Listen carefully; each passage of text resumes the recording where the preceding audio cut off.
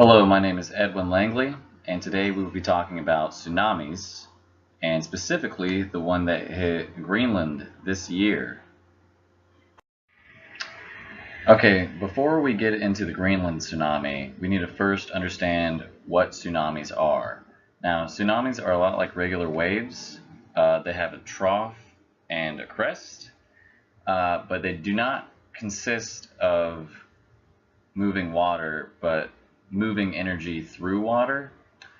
I know that kind of sounds weird, but the difference between regular waves and tsunamis is where the energy to make the wave comes from. Now, in normal waves, they get their energy from the wind blowing over the surface of the water. Um, but since the wind only blows over the surface, it can only affect the surface. And that means that the size and the speed of the wave is going to be limited. Tsunamis get their energy from underneath the surface and the depths of the ocean, from underwater volcanic eruptions, submarine landslides, and sea earthquakes, with sea earthquakes being by far the most common cause of tsunamis. Now, when two plates rub against each other underwater, well, or above, but we're talking about tsunamis, so underwater,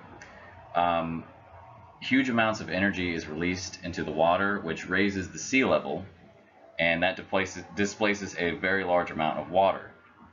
Now, gravity then pulls that water back down, which then forces the water to ripple out. And, well, it ripples out horizontally. So you get a wave from that. And once this happens, you have a full-blown tsunami.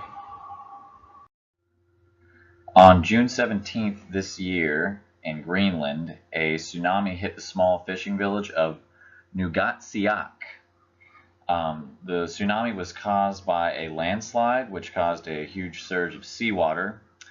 The landslide was caused by a chunk of glacial ice, which probably spontaneously just plunged into the ocean, but it plunged at over 1,000 feet into the ocean, which raised sea levels pretty drastically and released a ton of energy into the water.